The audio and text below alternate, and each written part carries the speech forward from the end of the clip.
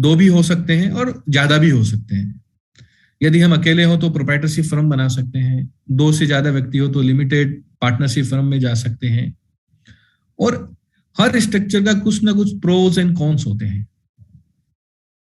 हम जो भी स्ट्रक्चर को चूज करना चाहें वो डिपेंड्स करता है कि हम क्या चाहते हैं, हमारा माइंड सेटअप क्या है, हम आगे किस स्केल पे जाना चाहते हैं, यू नो। तो हर स्ट्रक्चर का अपना प्रोज एंड कॉन्स हैं उस स्ट्रक्चर को चूज करने के लिए। तो मैंने अगली स्लाइड में यही रखा है कि structure, there are so many structures which start from sole proprietorship firm, private limited company, public limited company, partnership, and limited liability partnership. There may be another slide which explain the what kind of problems, what kind of pros and cons you have in the different structures and their legal requirements. So this is the first slide. जो slide की पहला column है उसमें लिखा हुआ details.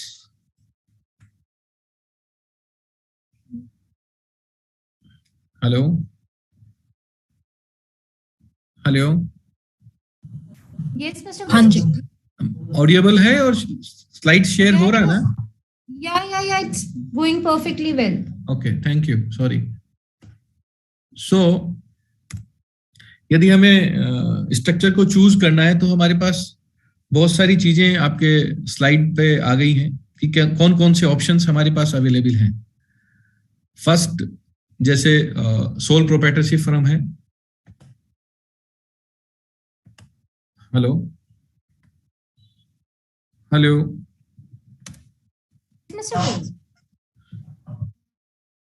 Actually, we have not given the speaking rights to our audience. Okay, We'll give okay, them okay. one. Okay. Will I allow them to speak if you want? No. Just a moment. I am. So पहला stage जो है हमारा soul proprietorship firm है। Second हमारी LLP है या partnership firm है। उसके बाद एलएलपी है, उसके बाद में कंपनी है।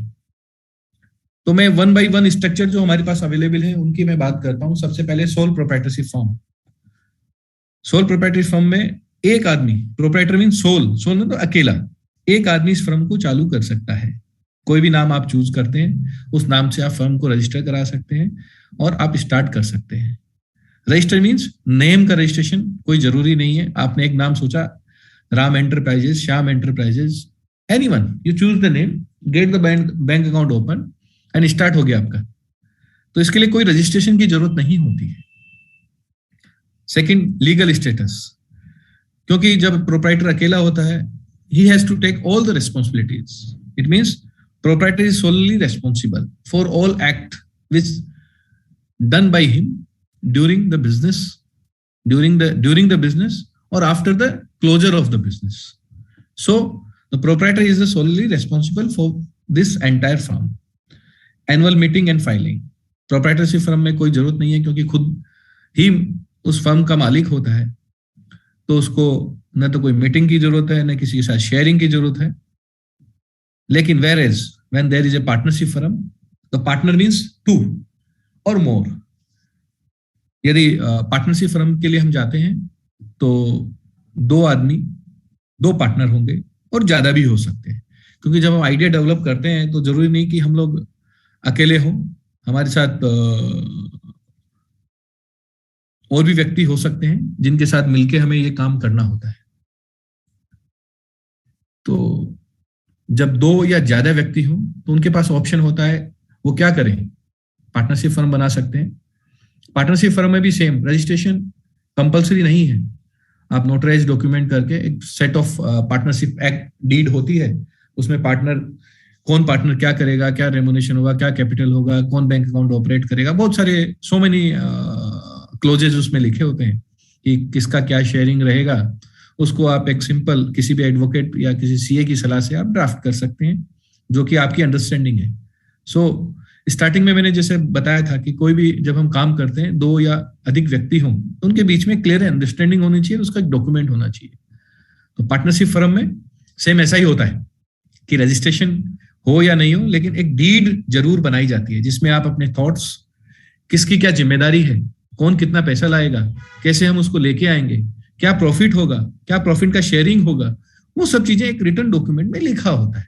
हमारा ऑफिस कहाँ होगा और उस ऑफिस का इंचार्ज कौन होगा, ये बहुत सारी चीजें हम अपनी पार्टनरशिप डीड में लिख लेते हैं। लीगल स्टेटस की बात करें तो जो भी पार्टनर्स उसमें इन्वॉल्व रहते हैं, they are the responsible. Annual meeting and filing, जो कि हम पार्टनर्स रोज मिलते रहते हैं, तो देर इज स्टैच्यू के हिसाब से या एक्ट के हिसाब से कोई भी ऐसा रिक्वायरमेंट नहीं है कि आपको हर साल मीटिंग करना है।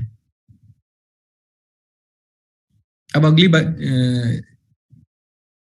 स्ट्रक्चर की हम बात करते हैं। अगला स्ट्रक्चर एलएलपी। एलएलपी मतलब लिमिटेड लायबिलिटी पार्टनरशिप। आजकल काफी पॉपुलर है, ये पहले विदेशों में हुआ करता था, एलएलपी, कॉप, इनकॉर्पोरेशन। अभी इंडिया में भी 2008 से there is a limited liability partnership है, पार्टनरशिप ही, लेकिन आपको एमसीए में रजिस्टर्ड करना पड़ता है। लीगल स्टेटस वही सेपरेट एंटिटी रहती है। Promoter are personally not liable, because नाम में ही है कि limited liability partnership. When there is a liability of the partners are limited, then it is called LLP. So it's a separate entity. Promoters are not personally liable until unlawful activity carried out by them. So it is a legal status. Annual meeting and filing, annual statements, balance sheets, P&L, operating statements, वो सब हमें file करना होता है, क्योंकि once you are registered with the MCA, then there is some formalities need to be completed periodically. तो annual statements हमें file करने होते हैं। उसके बाद आती है कंपनी। तो there is a proprietorship firm. जब हम अकेले हैं, अकेले आगे जाना चाहते हैं, स्ट्रक्चर को एकदम प्लेन एंड सिंपल रखना चाहते हैं, then what option we have? Proprietorship firm. जब हम दो हैं तो प्रोप्राइटरशिप फर्म हो ही नहीं सकती। इसके लिए हमारे पास ऑप्शन दो रहते हैं या तीन रहते हैं। फर्स्ट, कि हम उसको पार्टनरशिप फर्म बनाएं, सिंपल रखें, रजिस्ट्रेशन करा सकते हैं रजिस्ट्रार ऑफिस में जाके, उसमें एक डीड या डीड ऑफ डॉक्यूमेंट तैयार हो जाता है, जिससे आगे आने वाले समय में हमें कैसे इस फर्म को आगे चलाना है, वो एक डीड, एक डॉक्यूमेंट तैयार कर लेते हैं। उसमें जो भी पार्टनर्स होते हैं, हम लोग सब रेस्पॉन्सिबल होते हैं, और उसमें भी कोई भी एनुअल फाइलिंग की जरूरत नहीं होती। उसके बाद जब हम एलएलपी की बात करते हैं, LLP limited liability partnership firm, जो कि हमें एलएलपी एक्ट 2000 एक्ट के अकॉर्डिंग एमसीए में रजिस्ट्रेशन करना होता है। एक सेपरेट एंटिटी होती है, प्रोमोटर्स की लायबिलिटी लिमिटेड होती है, और एनुअल स्टेटमेंट, जब हम किसी भी एक्ट के अंदर रजिस्टर्ड होते हैं, कोई भी एक्ट जिसमें हम रजिस्टर्ड होते हैं, हमारी एक जिम्मेदारी होती है, हमें एनुअल स्टेटमेंट्स फाइल करने होते हैं। एनुअल भी हो सकता है, क्वार्टरली भी हो सकता है, मंथली भी हो सकता है। अब आते हैं हम कंपनी बेसिक, जो आज के स्टार्टअप्स जनरली यूज करते हैं। कंपनी क्यों बनाते हैं? कंपनी, उसके पीछे क्या उद्देश्य है? उसमें भी कंपनी भी आजकल ओपीसी का भी कंसेप्ट है कि 1 पर्सन कंपनी भी हो सकती है, अनदर कंपनी। तो जनरली कंपनी जब बनाते हैं, दो और ज्यादा व्यक्ति होते हैं, तो उसमें हम कंपनी का इनकॉर्पोरेशन करते हैं। इसको भी हम रजिस्टर्ड कराते हैं ministry of corporate affairs under companies act 2013। ये भी सेपरेट एंटिटी रहती है। Promoter are not personally liable. इसमें मेंबर्स होते हैं जो शेयर्स को सब्सक्राइब करते हैं, that is called share holder. उनका काम बिजनेस में पैसा लाना होता है। उसके लिए भी एक मेमोरेंडम, आर्टिकल, ये सब होते हैं। तो उसमें एक when there is a act in which we are getting registered, then there should be clear understanding. क्योंकि होता है कि आपने देखा होगा बहुत सारे डिस्प्यूट्स हो जाते हैं, तो उसके बाद में यदि आपका रिटर्न डॉक्यूमेंट यदि रजिस्टर्ड है, तो जो रजिस्टरिंग अथॉरिटी है वो आपको बीच में आके उसको सॉल्यूशन भी दे सकती है। इसीलिए जब भी हम कभी भी रजिस्ट्रेशन कराते हैं किसी एक्ट में, कुछ डीड हम तैयार कर लेते हैं, कुछ स्टेटमेंट हम बना लेते हैं, कुछ एक लीगल डॉक्यूमेंट हम बनाते हैं, जो कि हम फाइल कर देते हैं उस रजिस्टरिंग अथॉरिटी के पास। So again, the company is also registered with the MCA, separate entity होती है, और जो मेंबर्स जो पैसा लगाते हैं उनकी लायबिलिटी लिमिटेड होती है, और इसमें भी हम लोगों को एनुअल फाइलिंग करना होता है। अब हम बात करते हैं जनरली स्टार्टअप्स के पॉइंट ऑफ व्यू से हम देखें तो आजकल जो पॉपुलर स्ट्रक्चर है वो है कंपनी। उसके पीछे रीजन ये है कि लास्ट में स्लाइड में आप देखेंगे, it's is my suggestion only, remarks column में देखेंगे, the company is the best option for startup looking to raise funds as it's required flexibility for external investments. Founder agreements also have a clear written document about nature of business, role, responsibilities, operational structure, and exit clause, etc. There is a shareholder.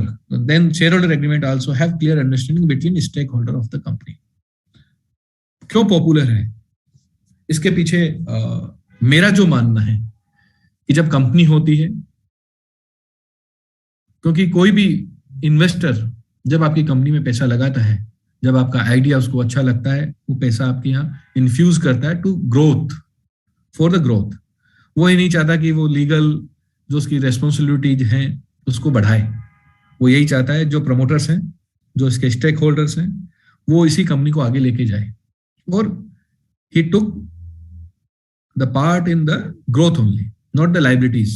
You know, यदि किसी ने कुछ गलत किया तो वो अपने sir पे नहीं, क्योंकि पैसा भी लगाए और जिम्मेदारी भी ले, कोई भी आदमी ये नहीं करना चाहता।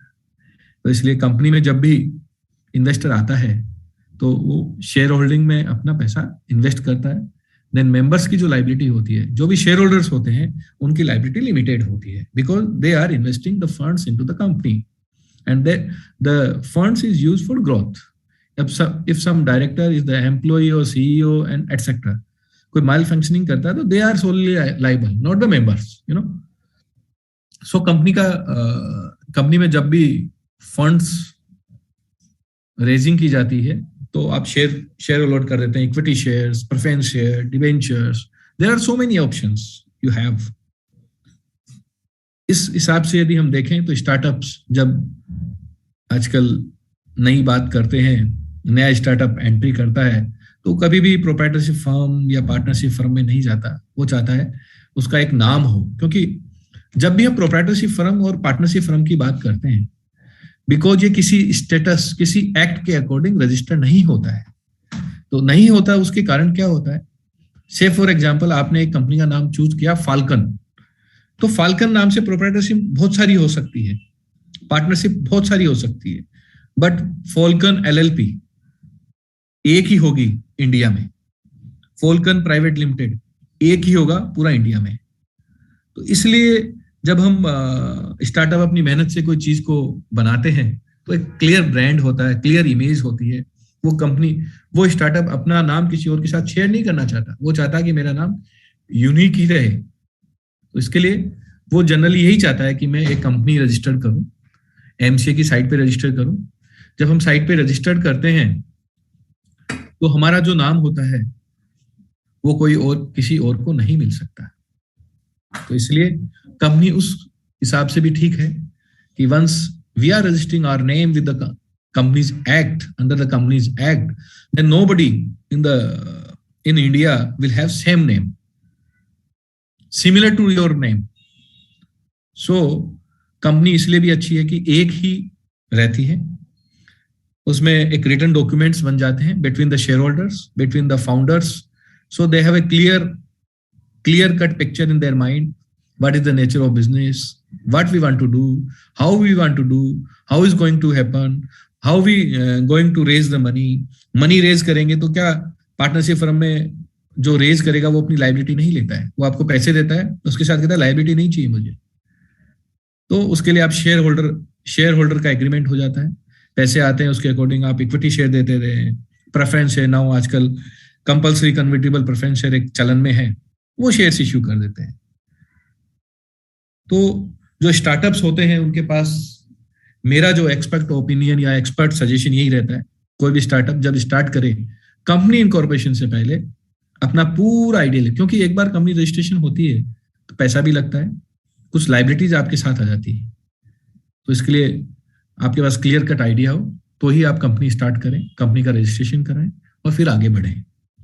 उसमें क्या होता है, कंपनी में दो चीजें होती है, मैंने लिखा इसमें रिमार्क्स कॉलम में, आपने देखा भी होगा, founder agreements and share holder agreements.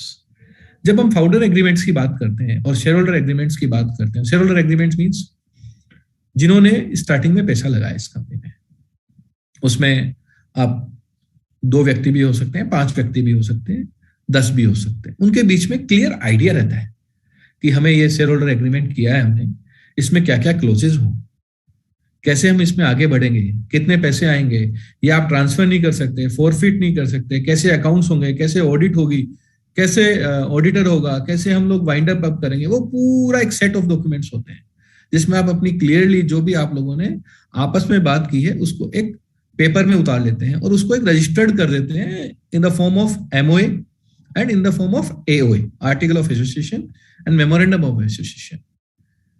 इसी तरीके से जब फाउंडर एग्रीमेंट्स जब आप स्टार्ट करते हैं तो मेंबर्स पैसा लगाते हैं, जब आप काम करते हैं उसके साथ आपके कुछ व्यक्ति ऐसे भी होते हैं जो पैसे नहीं लगाते हैं, जो R&D करते हैं, जो आपके CEO होते हैं, बहुत सारे लोग ऐसे आपके साथ आते हैं जिनको आप फाउंडर का टैग देना चाहें तो दे सकते हैं। तो उसके लिए भी एक क्लियर डॉक्यूमेंट होना चाहिए कि हमने आपको फाउंडर बनाया है, तो आप अपने हमारे जो डाटा है किसी का शेयर नहीं करेंगे, आपका रोल क्या रहेगा, हमें क्या बिजनेस करना है, आपकी क्या रिस्पॉन्सिबिलिटी है, कैसे ऑपरेशनल स्ट्रक्चर रहेगा, कैसे आपको एग्जिट मिलेगा, ईसॉप्स मिलेंगे, बहुत सारे, क्या आपको रेम्यूनरेशन मिलेगा, कैसे। तो मतलब जब कभी भी हम कंपनी बनाते हैं तो उसके ये फायदा ये होता है कि हम हर चीज को डॉक्यूमेंटेड करते हैं। डॉक्यूमेंट्स होने से, document is for when there is a disputes. Document created क्यों क्रिएट करते हैं हम लोग कि हमारे कोई डिस्प्यूट्स हो तो हमें पता हो कि हमने क्या उस टाइम में अंडरस्टैंडिंग थी, कैसे हम लोग आगे बढ़ेंगे। क्लियर कट डॉक्यूमेंट होता है कि एग्जिट कैसे करेंगे, आगे कैसे बढ़ेंगे। तो हमें जब भी कंपनी बनाए तो हम लोगों को एग्रीमेंट्स हमेशा बनाने लेनी चाहिए जिससे कि आगे हमें क्लियर रहे, ट्रांसपेरेंट रहे और आगे बढ़ने में कोई दिक्कत नहीं आए। बिकॉज छोटे छोटे इश्यू होते हैं, कई बार कंपनी को आगे नहीं बढ़ने देते कि नहीं हमने ये बात की थी, नहीं हमने ये बात की थी। तो बेटर है कि हम लोग ये सब जो भी हमारी अंडरस्टैंडिंग है उसको अंडरलाइन करके उसका एक क्लियर कट डॉक्यूमेंट बना लें जिससे हमें आगे डिस्प्यूट्स नहीं हो। तो ये हमारे कुछ इंडिया में चलने वाले स्ट्रक्चर्स हैं जिसमें मैंने आपको बताया प्रोप्राइटरशिप फर्म है, पार्टनरशिप फर्म है, LLP है और कंपनी है। सब में कुछ कुछ अपने अपने प्रोज एंड कॉन्स है। लाइक सोल प्रोप्राइटरशिप की बात करते हैं तो किसी को हिसाब नहीं देना, अपना मालिक है खुद। दो आदमी है, उन्होंने रजिस्टर नहीं कराया तो कभी फर्म बनाई कभी डिजोल्व किया, काम खत्म। जब ये रजिस्ट्रेशन हो जाता है, LLP हो जाता है, तो कुछ हमारे पास फॉर्मेलिटीज बढ़ जाती है, कुछ रेस्ट्रिक्शन आने लग जाती है क्योंकि आपको उस एक्ट के अकॉर्डिंग अपने आप को बिहेव करना होता है। उसके बाद कंपनी होती है, उसको भी हम लोग कंपनी एक्ट में रजिस्टर करते हैं तो कुछ रेस्ट्रिक्शन फिर आ जाती है। जैसे आप किसी पैसा उधार नहीं ले सकते, किसी को दे नहीं सकते, किसी रिलेटिव के साथ ये डील नहीं कर सकते, करते हैं तो कंपनी को बताना पड़ेगा। There are so many restriction, there are so many you can say कि formalities needs to be done before doing anything। Shares issue करने हैं तो आपको एक अलग से अकाउंट खोलना है, उसमें पैसे डालने हैं, देन शेयर्स अलॉट करने हैं, शेयर इशू करने हैं, उसमें शेयर ट्रांसफर के ऑप्शंस होते हैं, उसमें रेस्ट्रिक्शंस के भी ऑप्शंस होते हैं। तो बहुत सारे आपने लोन लिया तो उसके लिए आपको चार्ज क्रिएट करना है, मतलब an number of documents are there to do the act of the business which is governed by MCA। So जब भी हम कंपनी फॉर्मेशन की बात करते हैं तो साथ में ये मान के चलिए कि आपको क्लियर कट आइडिया होना चाहिए आप क्या करना चाहते हैं। दूसरा कि आप उस कंपनी में क्या बिजनेस कर रहे हैं, उसका भी एक nature of business, object of the business लिखा होता है। उसके बाद जब काम करते हैं तो उसमें आर्टिकल्स होते हैं, उसमें सब आप कंपनी में कैसे काम करने वाले हैं, कैसे डायरेक्टर अपॉइंट करेंगे, कैसे शेयर होल्डर आएंगे, कैसे लोन अप्लाई किया जाए, कॉमन सील कौन लगाएगा, बहुत सारे फॉर्मेलिटीज होती हैं जो हमें लिखी होती है। तो हमारे पास एक क्लियर कट डॉक्यूमेंट होता है। मैं बार बार जोर देता हूँ, जब भी मेरी कभी वेबिनार रहता है, कहीं भी मेरा सेशन रहता है तो हमेशा जोर देता हूँ कि जब भी हम मेहनत करें, स्टार्ट करके जब अंडरस्टैंडिंग जो हमने डेवलप करी है आपस में, पार्टनर्स, प्रमोटर्स, फाउंडर्स, तो हमारा एक क्लियर कट डॉक्यूमेंट्स हो जिससे हमें आगे कोई भी डिस्प्यूट अराइज नहीं हो और कोई मन में शंका हो, डिस्प्यूट हो, उस टाइम में हम उस डॉक्यूमेंट को एक बाइबल के रूप में, एक गीता के रूप में पढ़ के अपने डिस्प्यूट्स को हम खत्म कर सकते हैं। तो ये डिफरेंट स्ट्रक्चर्स हैं जो इंडियन कॉन्टेक्स्ट में अवेलेबल हैं हमारे पास, और इसमें किसी भी तरीके से हम अपनी स्ट्रक्चर को बना सकते हैं अपनी सहूलियत के हिसाब से, अपने फ्यूचर बिजनेस प्लान के हिसाब से हम लोग ये स्ट्रक्चर डिसाइड कर सकते हैं। वंस हमारा स्ट्रक्चर डिसाइड हो गया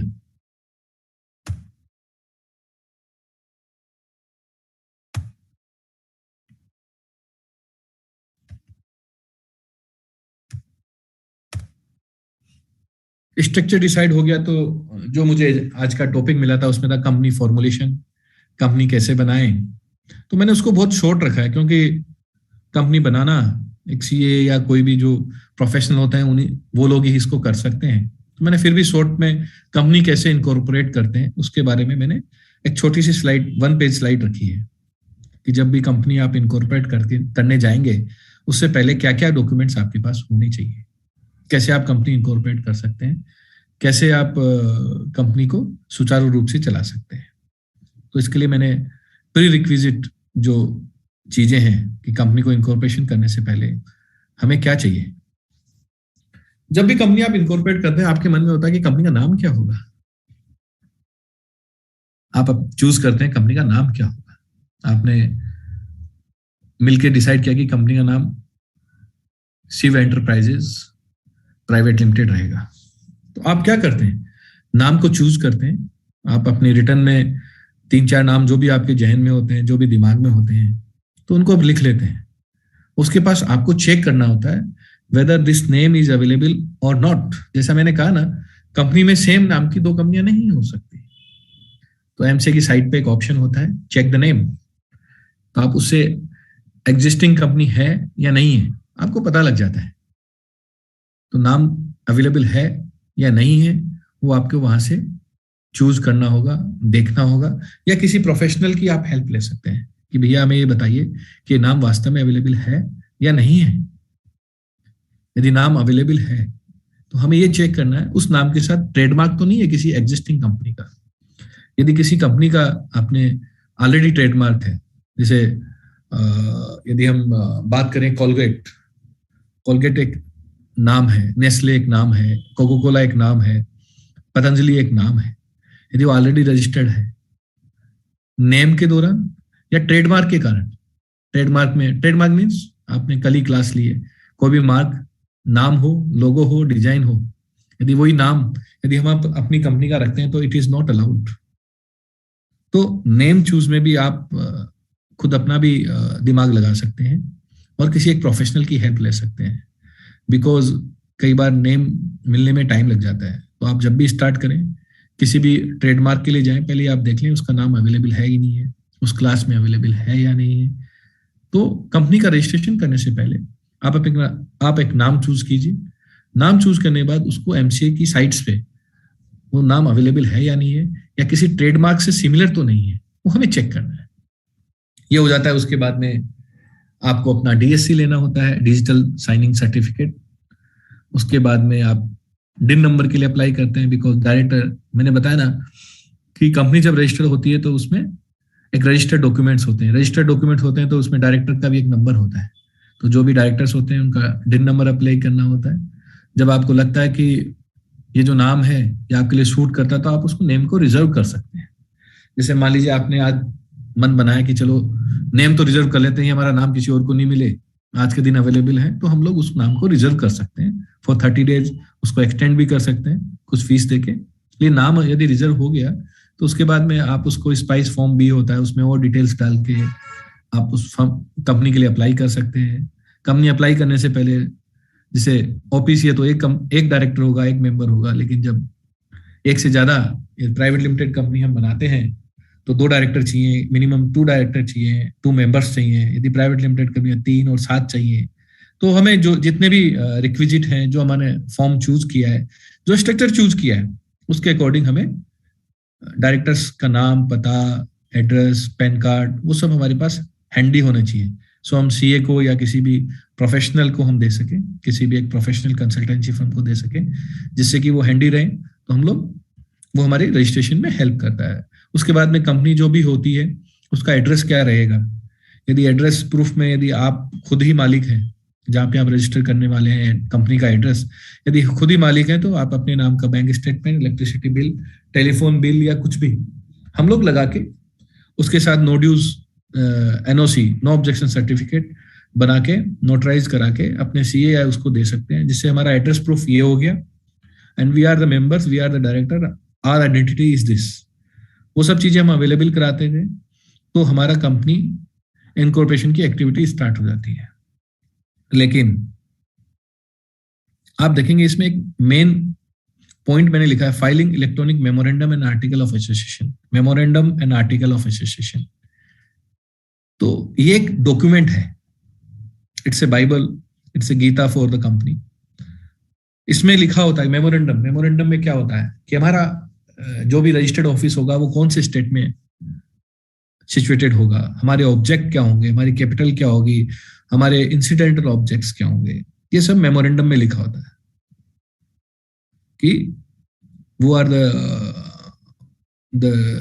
आर द मेंबर और सब्सक्राइबर टू द डॉक्यूमेंट्स, वो भी लिखा होता है।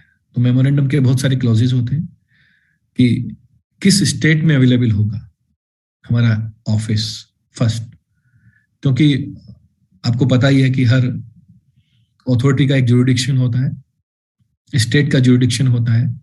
तो जिस आप स्टेट में रजिस्टर्ड करते हैं उस स्टेट के लॉ ऑफ लैंड अप्लाई हो जाते हैं। तो आप राजस्थान में करना चाहते हैं, आप दिल्ली में करना चाहते हैं, आप नोएडा में करना चाहते हैं, तो दिल्ली में तो दिल्ली के रूल लग जाएंगे, राजस्थान में यदि आप जयपुर करेंगे तो राजस्थान के रूल अप्लाई हो जाएंगे। तो स्टेट हमें चूज करना है, कहाँ हमारा कौन से स्टेट में एड्रेस होने से हमें आइडिया हो जाएगा कि कौन से स्टेट में हमें बनाना है। तो उसके बाद में उसमें ऑब्जेक्ट क्लास होते हैं कि हमें क्या करना है, हमारा ऑब्जेक्ट क्या है इस कंपनी को बनाने का। तो उसमें आप ऑब्जेक्ट क्लास में बिजनेस लिखते हैं कि to do the business of importer, exporter, manufacture, so many things you want to do, you can elaborate. आप ये ध्यान रखिएगा साथ में जब आप कंपनी का नाम चूज करते हैं तो वो ऑब्जेक्ट से मैच खाना चाहिए। कुछ नाम ऐसे होते हैं वो आपको अवेलेबल नहीं होंगे, या अवेलेबल होंगे तो कुछ और एक्ट्स उस पर लग जाएंगे। जैसे मान लीजिए आपने फाइनेंस कंपनी बनाना है तो आरबीआई के कुछ एक्ट्स लग जाएंगे बिफोर। तो आपके जो मेमोरेंडम होते हैं, आपके जो मेमोरेंडम में ऑब्जेक्ट क्लास होते हैं, वो ये दर्शाता है आपकी कंपनी का नाम से। तो आपका जो कंपनी का नाम है, से फॉर एग्जांपल यदि मैं लेता हूँ बीज, हमारा आज का जो है बीज 2021, तो हम लगते हैं बीज इंडिया प्राइवेट लिमिटेड। तो आपका ऑब्जेक्ट में ये जरूर होना चाहिए कि बीज mean seeds, seed to do the carry on the business of seeds, agriculture inputs, मतलब उसके आसपास, क्योंकि नाम में nature of the business reflect होना चाहिए, ऐसा कंपनी मानती है, ऐसा कंपनीज ऑफ रजिस्ट्रार का कहना है कि जब भी आप फर्स्ट नेम कुछ भी हो सकता है या सेकंड नेम में ऐसा झलकना चाहिए कि आप क्या काम करना चाहते हैं। जैसे सोनी इलेक्ट्रॉनिक्स, तो Sony it's a name, electronics means आप इलेक्ट्रॉनिक्स का काम करने वाले हैं। तो आपके जो ऑब्जेक्ट्स हों उसमें क्लियर कट जो फर्स्ट नाम आपने चूज किया है उसी के ऑब्जेक्ट्स उसमें लिखे होते हैं। उसके बाद में इंसिडेंटल अदर ऑब्जेक्ट्स भी होते हैं। उसके बाद आप लास्ट में कैपिटल क्लोज रहता है, उसके बाद में मेमोरेंडम सब्सक्राइबर रहता है। तो इस तरीके से एक मेमोरेंडम, और ये मेमोरेंडम का ड्राफ्ट साइट्स पे मिल जाता है, और एमसीए ने भी अपने हिसाब से एक टेम्पलेट बना के रखा हुआ है कि मेमोरेंडम में ये चीजें होनी चाहिए। So you can take the samples from there and get the guidance over there, and जब आपको लगे कि हाँ नहीं हमें मेमोरेंडम में ये हमें धंधा करना है, ये बिजनेस करना है, तो आप उसके अकॉर्डिंग अपना नाम सेलेक्ट करने में उसको भी एक ध्यान रखें। मेमोरेंडम हमारे बिजनेस के बारे में बताता है, और उस बिजनेस को कैसे करना है उसके लिए आर्टिकल्स होते हैं। You can say memorandums are act, an article is are rules. Excuse me.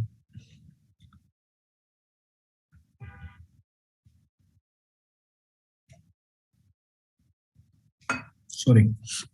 So I say memorandum is our act and article is our rules.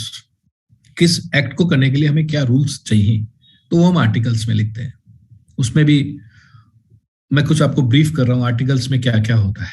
Articles में जैसे वही हम स्टार्ट करते हैं कि कैसे हम बिजनेस को करेंगे, कौन हमारे पहला डायरेक्टर कौन रहेगा, डायरेक्टर अपॉइंटमेंट कैसे होंगे, ऑडिट्स कैसे कराएंगे, अकाउंट्स कैसे मेंटेन होंगे, अकाउंट्स की ऑडिट कैसे होगी, लोन कैसे लेंगे, शेयर्स ट्रांसफर कैसे होंगे, शेयर्स फॉरफिट कैसे होंगे, शेयर्स बाईबैक कैसे किए जाएंगे, शेयर्स का ट्रांसमिशन कैसे होगा।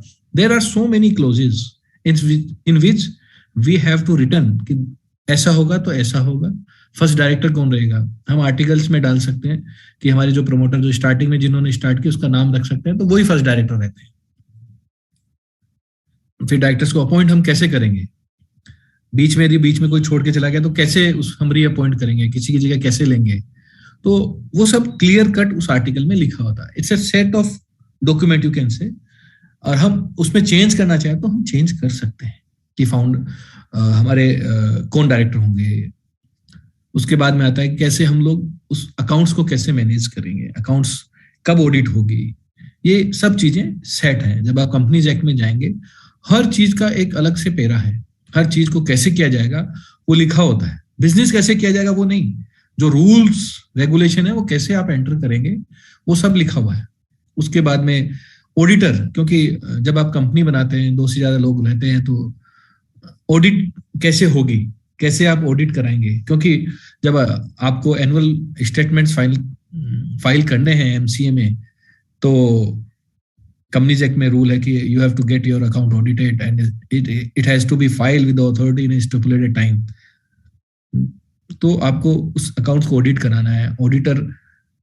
ऑडिट कराने के लिए ऑडिटर चाहिए। ऑडिटर कैसे अपॉइंट होगा, उसको क्या क्या उसकी रिस्पॉन्सिबिलिटी है, क्या उसकी ड्यूटीज हैं, यदि ऑडिटर को हमें हटाना तो हम कैसे हटा सकते हैं, ऑडिटर ने रिजाइन दिया तो क्यों रिजाइन दिया, मतलब कब अपॉइंट होगा, फर्स्ट एजीएम में अपॉइंट होगा।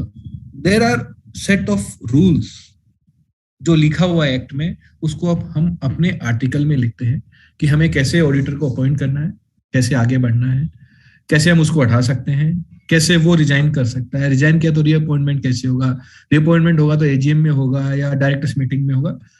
तो वो सब चीजें उसमें लिखा होता है।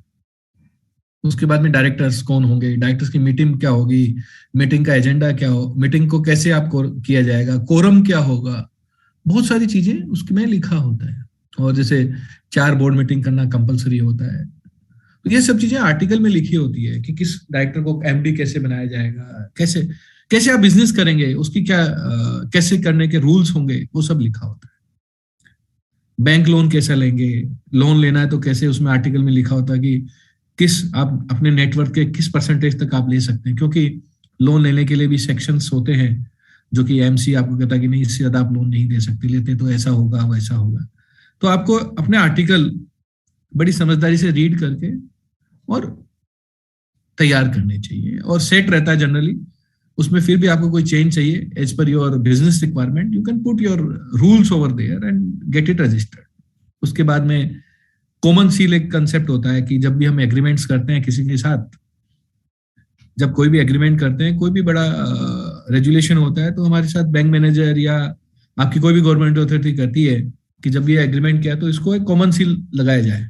कॉमन सील एक जनरली एक लोहे से बनी हुई स्टैंप होती है, तो एनग्राविंग कर देती है अपनी कंपनी का नाम, और उसमें साइन करने हैं। यदि हमने केवल सील ही लगा दी, किसी व्यक्ति ने फ्रॉड करना है, उसने जाके सील लगा दी, उसमें यह भी लिखा होता है सील मान्य कब होगी, एक डायरेक्टर साइन करे, एक डायरेक्टर नीचे साइन करेगा, 2 डायरेक्टर साइन करेंगे, 3 करेंगे, तो उसमें एक पावर लिखा होता है कि कॉमन सील कैसे अफेक्ट होगी और उसको कब वैलिड माना जाएगा, किसकी कस्टडी में रहेगी। ये सब चीजें, हर छोटी से छोटी चीज जो हमारी कंपनी के अस्तित्व से रिलेटेड है, कंपनी के फंक्शनिंग से रिलेटेड है, कंपनी के रूल से रिलेटेड है, जो कंपनीज एक्ट में बहुत सारे जो रूल्स बनाए हैं, क्लोजेज हैं, उनकी हम पालना कैसे करेंगे, ये सब memorandum and article of association में लिखा होता है। It's a written document which we generally prepared with the help of the consultant, and if you want you should read the article and you can change the article as per your requirements. तो इस तरीके से हम company को incorporate कर लेते हैं। जो भी डिटेल्स हमें देनी होती है वो हम कंसल्टेंट को या खुद पढ़ के उसको हम आगे बढ़ा देते हैं और कंपनी रजिस्टर हो जाती है। तो यदि हम देखें तो हमने पीछे की स्लाइड में ये देखा कि what is the structure available in the Indian context.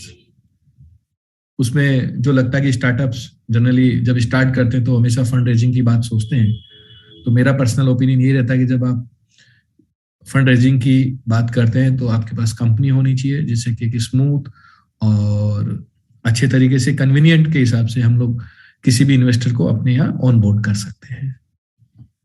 जब भी हम कंपनी स्टार्ट करें हमारे एग्रीमेंट्स जरूर हो।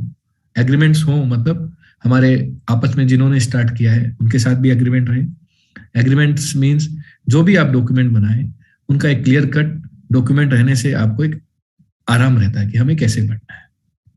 कंपनी का जब आपने स्ट्रक्चर चूज कर लिया तो कंपनी कैसे इनकॉर्पोरेट होगी, उसमें क्या क्या डॉक्यूमेंट्स होते हैं, उसमें क्या क्या लायबिलिटीज होती है, वो मैंने आपको इस स्लाइड्स में एक्सप्लेन करने की कोशिश की है। उसके बाद में once we have a clear cut identity कि हमारी कंपनी, हमारा आइडेंटिटी क्या है, हमें कैसे रिप्रेजेंट करना है बाजार में किसी के अथॉरिटी के सामने, तो जब हमने डिसाइड कर लिया कि हमें प्रोप्राइटरशिप फर्म बनाना है, हमें पार्टनरशिप फर्म बनाना है, हमें एलएलपी बनानी है या हमें प्राइवेट लिमिटेड कंपनी बनानी है, तो हमारे पास एक स्टेटस, हमारी एक आइडेंटिटी हमारे सामने आ जाती है। उसके अकॉर्डिंग हम लोगों को चीजें आगे अप्लाई करना होता है। जब भी हम स्टार्टअप की बात करते हैं, मोदी जी ने स्टार्टअप के बारे में कुछ प्रोग्राम डिसाइड किए हैं, कुछ एनकरेजमेंट करने के लिए, सपोर्ट करने के लिए कुछ प्रोग्राम बनाए हैं, जिसमें स्टार्टअप, स्टैंड अप स्टार्टअप, बहुत सारे एक्टिविटीज हैं जो आदरणीय मोदी जी ने अपने इस दौरान की स्टार्टअप्स जो हमारे यहाँ काफी आ रहे हैं उनको कैसे प्रमोट किया जाए, कैसे उनको ईज ऑफ डूइंग दिया जाए, कैसे उनको बेनिफिट्स दिया जाए, उसके लिए उन्होंने सोचा।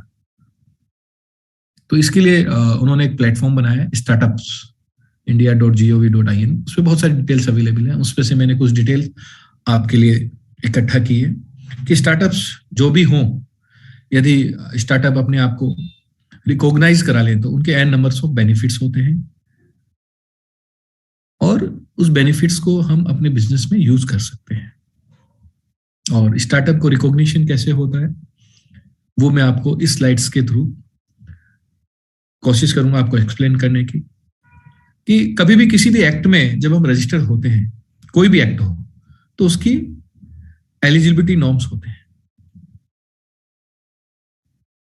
एलिजिबिलिटी मतलब हम कैसे, हम वेदर वी आर एलिजिबल और नॉट। जब किसी कॉलेज में हम एडमिशन लेते थे तो 50% से कम मार्क्स आएंगे तो you are not eligible for even filing the competitive exam.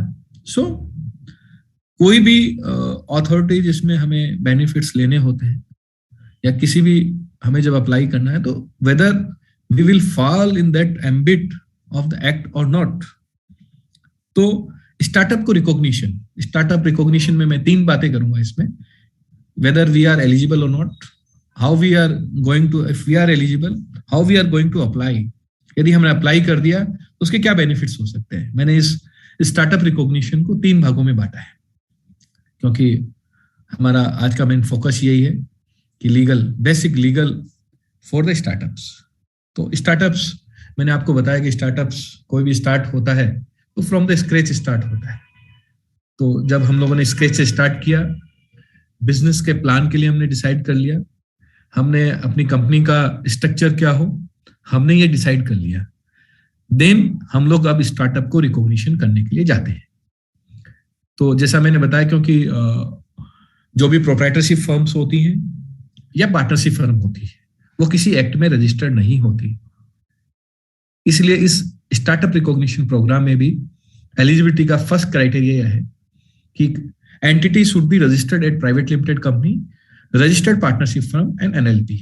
क्योंकि एंटिटी का रजिस्ट्रेशन होना बहुत कंपलसरी है किसी एक्ट में, इसीलिए उन्होंने कहा कि एलिजिबल होने के लिए आप या तो कंपनी बनाइए, आप अपनी पार्टनरशिप फर्म जो आपने बनाई है इसको तहसील में जाके रजिस्टर कीजिए, रजिस्ट्रार के यहाँ रजिस्टर कीजिए और एलएलपी बनाइए।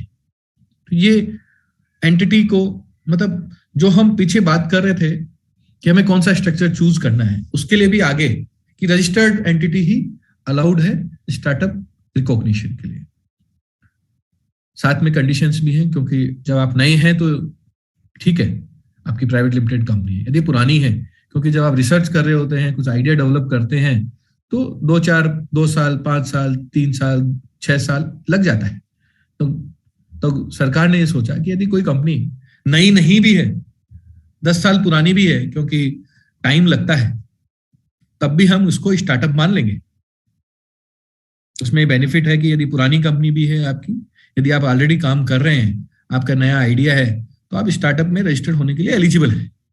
बट कंडीशन भी लगाई, स्टार्टअप मतलब स्मॉल, स्टार्ट किया आपने, आपका टर्नओवर किसी भी फाइनेंशियल ईयर में यदि आपकी पुरानी कंपनी है तो 100 करोड़ से ज्यादा नहीं होना चाहिए, ऐसा एक कंडीशन उन्होंने लगाया। Entity should be A company या रजिस्टर्ड एंटिटी जो कि 10 साल से ज्यादा पुरानी नहीं हो तो अच्छा है, पुरानी नहीं हो, यदि पुरानी है तो उसका 100 करोड़ से ज्यादा का टर्नओवर नहीं हो, और वो कंपनी किसी स्प्लिटिंग और रिकंस्ट्रक्टिंग के कारण नहीं बनी। जैसे होता है ना कि मैं, एक कंपनी है मेरी गोदरेज में 5 बिजनेस थे, एक ही कंपनी में चल रहे थे। उन्होंने इस स्कीम का बेनिफिट लेने के लिए उसमें से वो बिजनेस को निकाल के हेयर एंड केयर को निकाल के अलग एंटिटी बना दी, तो दैट इज नॉट अलाउड। कि नया आइडिया होना चाहिए। अगली स्लाइड में आपको पता लगेगा कि क्यों इसके पीछे क्या, क्योंकि गवर्नमेंट जो भी लिखती है उसके पीछे कुछ ना कुछ उनके ऑब्जेक्ट्स होते हैं, कुछ ना कुछ लॉजिक्स होते हैं। क्योंकि स्टार्टअप्स नए हो, नई चीजों को बढ़ावा देना है। पहले से जो स्टार्टअप्स है, पहले से जो एंटिटी है, उनको चल रही है तो उनको कोई अगर जरूरत हो तो अलग प्रोग्राम्स रहेंगे, लेकिन जो startup, sorry to interrupt you in between, but we have a few of our audience from South India as well, so they are unable to comprehend the acha in the English thing. So okay. So when there is a act, so it means there should be eligibility, and eligibility means I written in the slide that entity should be a registered as private limited company or a registered partnership firm and LLP. Second condition which is laid down in the startup recognition, that is it should not be older than 10 years. Third condition is the turnover should not be exceeding 100 crores from its incorporation. Fourth, entities should not be splitting up and reconstructing of the already existing business. Matlab, it means the business which we are going to do in a startup company, it should not be existing one. If it's existing one, then it is not splitting from the existing activity. Fifth conditions for the recognition, it should be working for the innovation, development, improvement of the products or process or services, or it should be scalable business plan with the high potential of the employment generation or wealth creation. It means startup can be defined as it should be a new business, new innovation should be there, development should be there. If it is something is available, then it should be developed in the like you can say energy efficiency, you can say replacement of the diesel vehicle into electric vehicle. There should be development, there should be improvement, products का improvement हो या process manufacturing process हो या कोई भी process हो, in any process which gives you the improvement, which gives you the development of the products, and by way of services, कोई भी सर्विस हो सकती है, any services which is uplift our living standard, provide some convenience to our society. Like I said in the first, when there is a Ola, there is he made the new services to the society where everybody can take the car or scooter nowadays on the rent or without having ownership. So you can have a services by way of you are uplifting or providing any new services to the society, which is facilitated us. And the startup program or startup business plan should have a, जैसा I told you in the earlier कि it should be scalable होना चाहिए, sustainable होना चाहिए. Then यदि हमारा business, if our business is scalable, sustainable, then there is a high potential for the growth. If we are growing, then it means business, if growing, then there is a employment generation and there is a wealth creations. So the program startup जो भी decide करे उस काम में उसकी working से innovation होना चाहिए, कुछ डेवलपमेंट होना चाहिए, कुछ इंप्रूवमेंट ऑफ प्रोडक्ट्स और सर्विसेज होनी चाहिए, और वो प्लान स्केलेबल हो. It should be scalable business plan. If we have a simple, scalable, sustainable business plan, then our business will be successful. If our business is successful, then what will generate for the society? We will create the employment generation for the society. We will create wealth. Business as a, business and wealth creation are both similar. When we are doing the business, it should be for the society, for the our wealth creation also. So there are the eligibility norms, which is laid down in the startup recognition program. The eligibility. First, we have to decide whether we are eligible or not. Eligibility के 5 norms जो मैंने which I explained in the slide. The entity should be registered as a private limited company, partnership firm and LLP. It should not be older more than 10 years. If company is old one, then its turnover should not exceed 100 crore in any year from its incorporation. The entity should not be formed by the split income and reconstructing of the already existing business. Fourth, the norms which say the company, incorporation and their turnover. Fifth, which is a major one, for which a startup is going to start. Because when there is startup, it has to be start from the scratch. I told you earlier that if there is something is available, then there should be development, improvement. Like we start our vehicle, like there is a Maruti start with the petrol, then there is a CNG, then nowadays electrical. Now we are thinking about the hydrocarbon also. So there should be improvement of the product if it is available in the market. If not a product, there should be any process which again convert into development and improvement of the services, development and improvement of the products. And when there is a process, when there is an innovation, so it should be scalable. It should be useful for the people at a large. Large means not the 100 crores, but it should give some specific benefit to the society. Whether it's हम लेते हैं Byju's for the education. Good. Ola vehicle, anyone can rent. Oyo hotel industry. So जरूरी नहीं है, it is not necessary कि वो 100 crores के लिए काम करे, but it should provide a benefit to the large society. If it is a large society, then it is automatically inbuilt that there is a growth. If it is a growth, then there is a employment generation and wealth creation. सरकार की हमेशा इच्छा यही रहती है. The object behind the providing some relief or recognition to extend you benefits, there should be employment generation, because government want to provide the employment to the youth. So our economy can be boosted.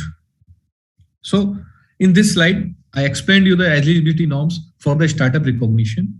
Second slides, how we will get, once we have in our mind whether we are eligible or not. Question, eligible or not? If we are eligible, then we will go for the recognition.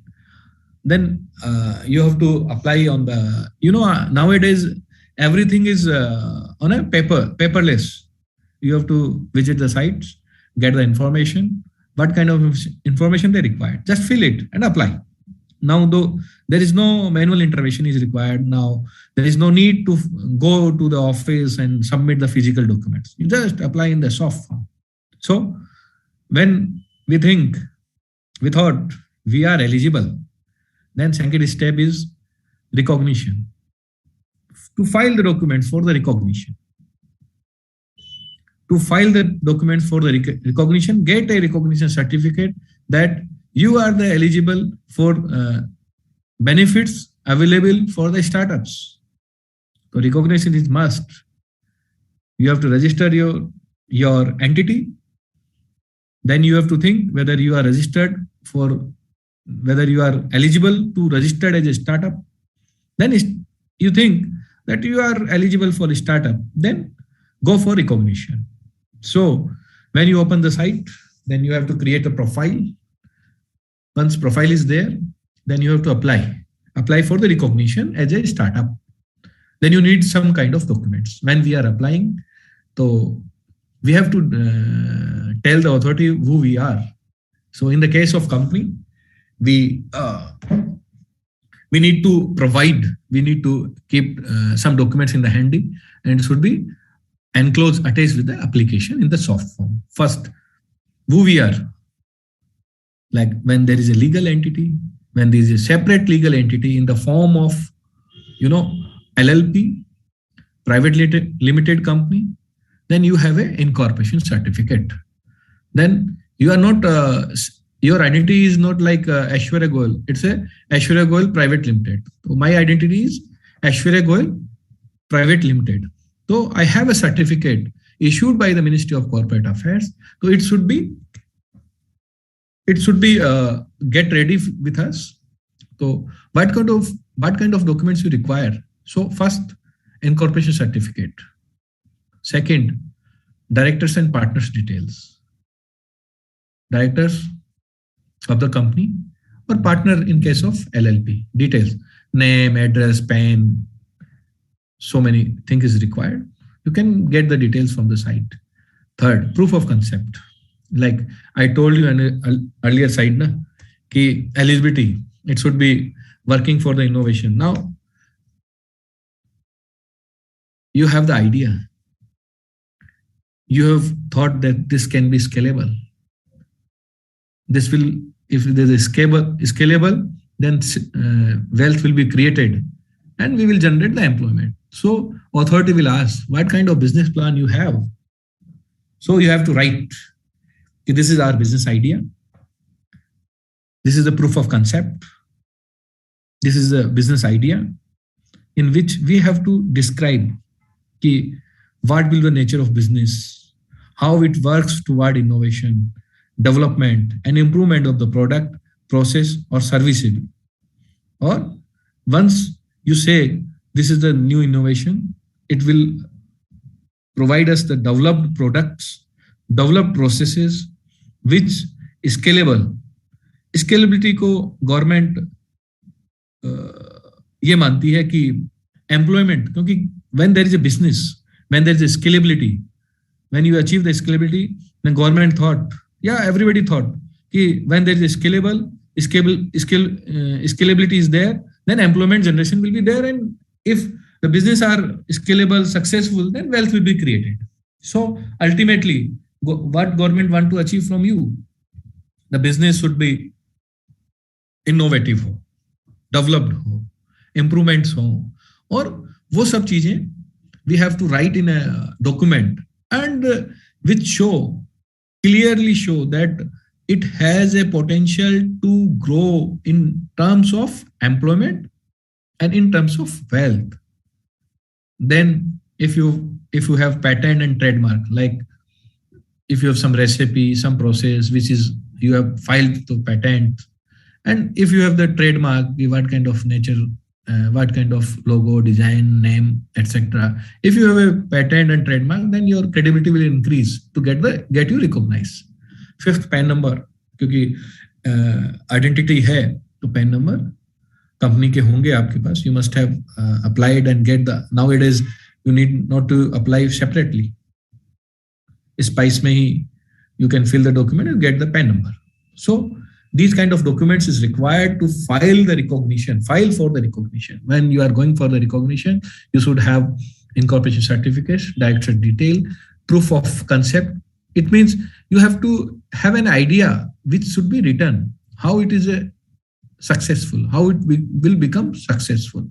Then if you applied for some patent, if process, something is there, if you have applied for the patent, then you must attach that patent copy. If you get the patent, then please patent registration. Otherwise, you have applied for, then share the detail with the authority. and trademark. And PAN number is must because some benefits are related to your income tax. So you must have PAN number. Okay, in income tax you will be recognized with the PAN numbers. Your identity is PAN number. So once we have all the documents in our hand, so we should apply it on the site Startup India. Fill all the documents. You will generate a receipt that you have submitted documents. The authority may ask some clarification. You need to apply them. You need to reply them. And once authority is satisfied, then he will issue a certificate, a startup recognized certificate. So we need to choose structure, then apply for the startup, then recognition. Once we recognize, so there are so many benefits available with the startup programs. Why? Because government wants our startup come forward, get the benefits.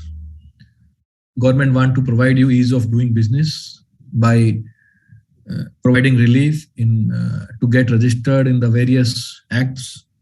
So once we have recognized certificate, so हमारे mind में कुछ चीजें आती हैं कि why we are going for the recognition? Why should we file our document with the startup program? So in this case, the government said that these kind of benefits are available for the startup entities. So there are so many benefits available for the startups, which is not available to the existing one. So we start with the benefits. First, self-certification, in which you have to self-certify that you are doing, which is okay.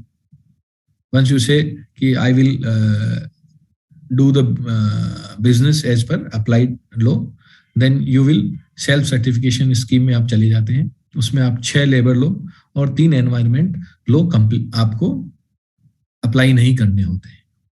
In case of labor law, no inspection for 5 years other than written complaint.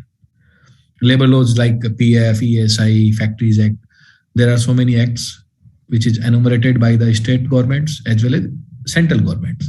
So once you say I am registered with the startup program and I have a recognized certificate, then you have to self-certification that I am doing as per the act. Then there is no inspection. There is no inspector will come to your factory, your premises, other than if somebody make a written complaint to the authority, then somebody will come to your office or your premises. Until unless they will not come. If there is a written complaint, they will come. Else for the 5 years, the inspector authority will not keep you bother. Otherwise, there is a norms that there should be inspection, periodical inspection is there. So for the startup, because they are the new government one, कि startups को हम लोग दूर रखते हैं इन सब inspection से और ये सब उनको काम करने के लिए फ्री करते हैं. We will provide the free environment to the startup so they can actually do the business, do the idea conceptualization and idea to make the successful their ideas. So they say that no inspection will be carried out by the authority until unless there is a written complaint. Third one, entity business.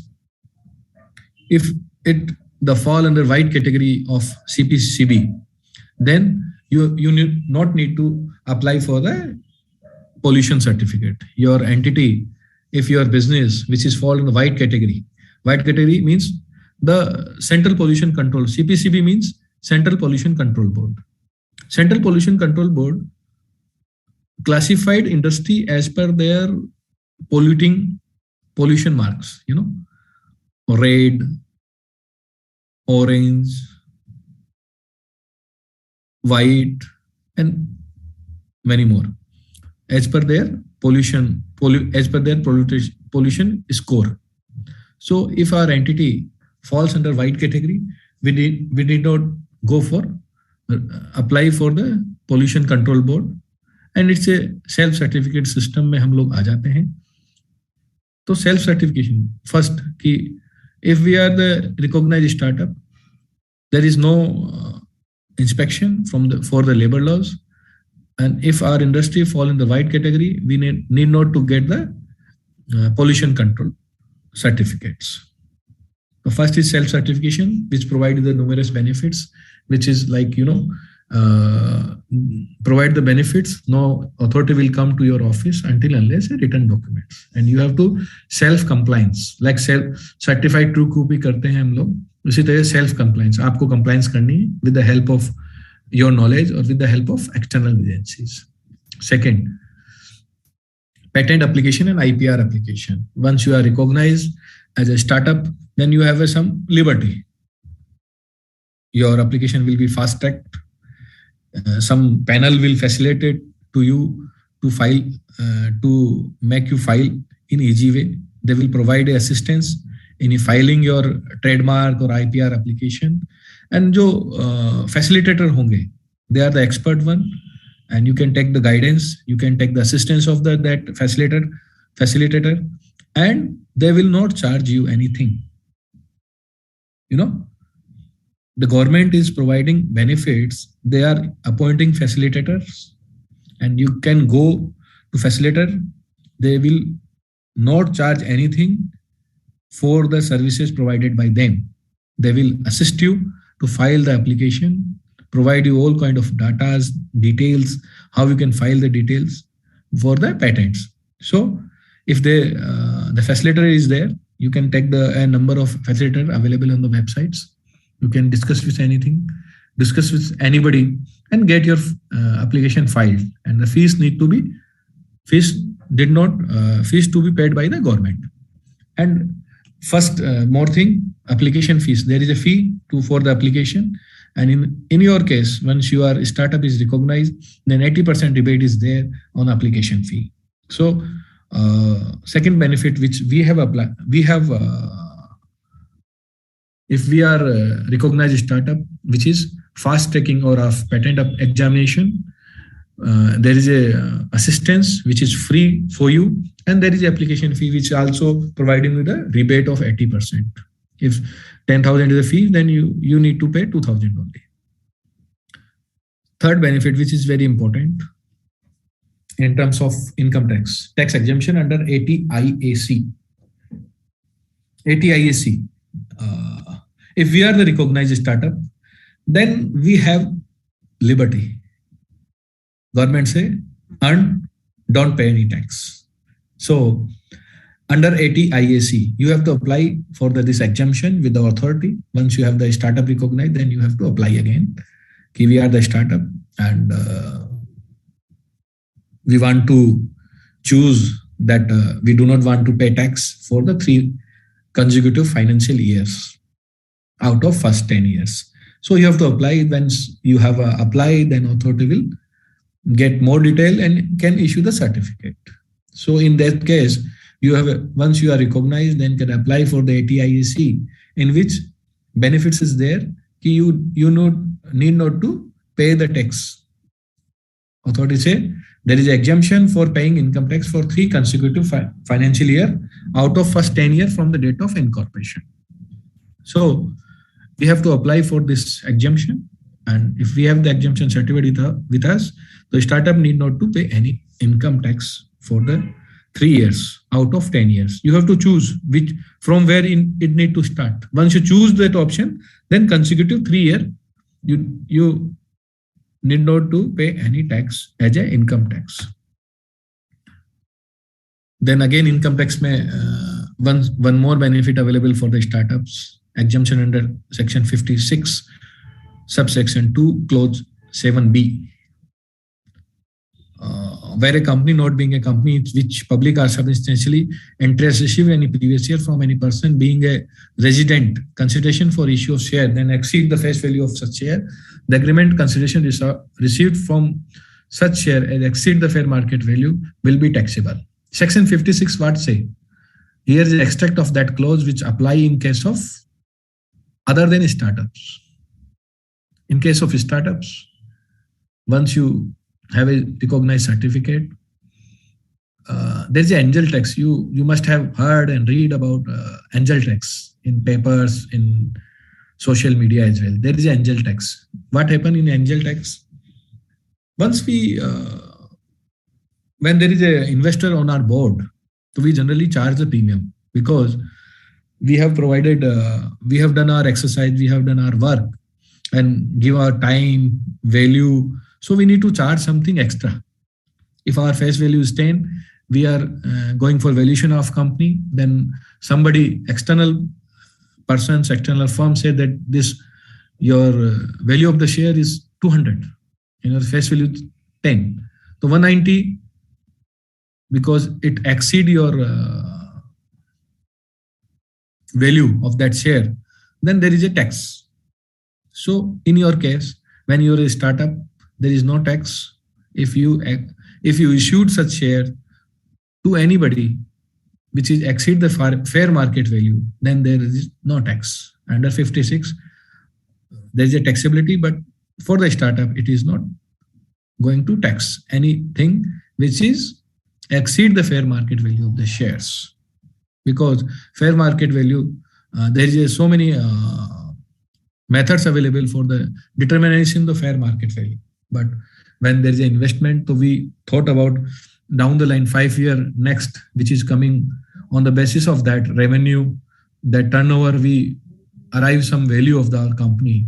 And it means when there is a value which is exceeding the fair market value, in other case, other than startup, it will be taxable. But in case of startup, it is not taxable. आप लोग पढ़ते ही होंगे papers में कि company की value 1 billion हो गई, 2 billion हो गई, बट फेस वैल्यू नहीं बढ़ती कभी भी, मार्केट वैल्यू नहीं बढ़ती.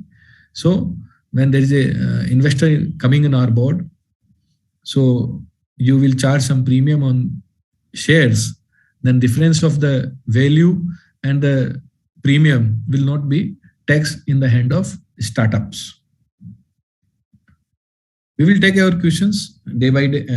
एक बार session end होने के बाद we will take your question. I will try my best to get you clarification on any query raised by you.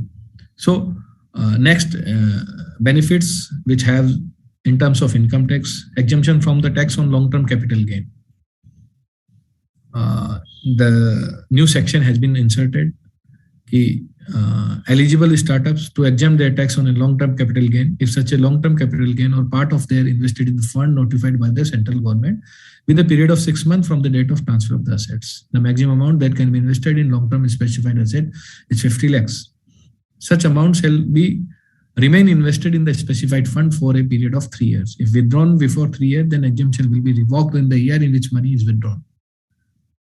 So in the case when there is a eligible startup and have a tax on their long-term capital gain, if they sell their assets and their capital gain will arise, then if they investing in that funds notified by the government, then there is a no tax. No, it means you can save your capital gain. In example, I can say you have developed something which is nature of capital asset, and you are thinking I should get disposed, and you are earning something out of that disposal, then that capital gain is taxable in the hand of a startup. If you want to, if you want not to pay any tax, then you have to invest their gain into government notified funds. It is available for a startup only. So you have to invest and you have to keep that money in their fund for a minimum of 3 years. If you withdrawn before 3 years, then exemption will be revoked and you have to pay tax. So this is a great opportunity for the startups. Then if you are selling something which is in the nature of capital assets, and by way of selling capital assets, you are gaining something, then you must have you have to pay tax. If you are investing in that fund, then your income tax will provide you some kind of exemption. The maximum investment you can do is at 50 lakhs. Next, income tax point of view is exemptions. Tax exemptions to individual achieve an investment of long-term capital gain in equity shares of eligible startup. Again, it's a very good scheme proposed by the government. For starting startups, sometimes we sell our idle properties and raise the money to fund our startup program, startup company.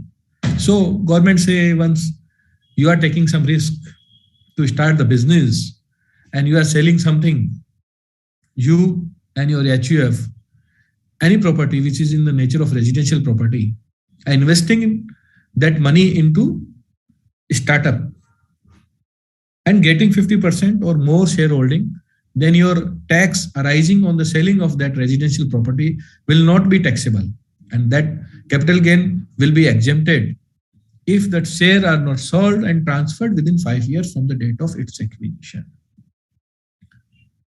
So if you want to have your office and you have a residential house and you are liquidate that house, getting some money which is taxable in the nature of capital gain, you can invest into eligible startups and can get the tax benefits. But condition is there. You have to have that shares in your name within 5 years. From the 5 year, you cannot be like it's आप बेच नहीं सकते उनको, transfer नहीं कर सकते किसी other व्यक्ति को for the consideration. And a startup must have used the property to purchase assets and should not be transferred that asset within 5 years. So it's a boon for the, when we are doing something to get our property liquidated for the startup, then you have a liberty not to pay any tax if you are purchasing some property. So government provides some kind of benefits. Thinking about the startup, यदि कोई व्यक्ति अपना कुछ बेच के, residential house भी बेच के अपना पैसा इन्वेस्ट कर रहा है किसी और कैपिटल एसेट्स के लिए, प्लांट एंड मशीनरी के लिए, प्रोजेक्ट्स के लिए, तो वो पैसा टैक्सेबल नहीं होना चाहिए क्योंकि उसने अपना घर बेच दिया, इस स्टार्टअप को खून पसीने से सींच रहा है, तो गवर्नमेंट से it will not be what kind of amount you have received, it will not be going to tax. So this is a good scheme provided by the government to startups. Again, some other benefits are there. Easy winding up. If you are a recognized startup, you can go for liquidating. Your liquidator will appoint in 90 days. So these kind of benefits available. One more, which is very good in terms of public procurement. You know, there is some condition led by the procurement agencies. If we are going for bidding, if we are participating in some tenders floated by the government authority or private or so in case of public procurement, when there is a government entity, so if we are recognized, then if we do not have any experience, then relaxation is there. If we do not have any turnover, then also, and EMD. So when we are applying for any public in tender, then our experience, turnover, and EMD condition will be waived off. So it's a good for us because when we're starting, so our turnover is not enough to match that condition. So government provide that if some startup is there and he want to participate in tenders, so experience, turnover will not be asked from that startups, and EMD should also be relaxed. You know, there when we are applying for any tender, there should be eligibility norms. Okay, you should have, your company should have in existing 10 years, your turnover must have 5 crore or more, and you have to deposit the EMD. But in our startup case, there is some norms has been relaxed by way of you, if you have experience, not required in case of a startup. Turnover condition will also be waived and EMD condition will also be waived. Because when we start our projects, when we are starting startups, then funds का हमेशा crunch रहता है, तो government कहती है कि नहीं चलो आप पैसा मत दीजिए, आपके earnest money deposit नहीं लेंगे, you just apply it without the EMD. So this is a good thought behind that कि if some startup is there who want to compete with the existing one, so you can apply and you can compete with the existing reputed company where they have experience. You can apply without experience. They must have turnover. If you do not have any turnover, then also you can apply. And they have to existing companies have to deposit EMD, but you do not need to pay any EMD. So this kind of ease of doing provided by Government of India to us, so we can apply any tenders. Next benefits which we have if we are a startup, set off of carry forward losses and capital gain allowed in case of a change in shareholding patterns. Under Section 79 of the Income Tax Act, there is a restriction. If we are doing some business and we are making loss, so we can carry forward.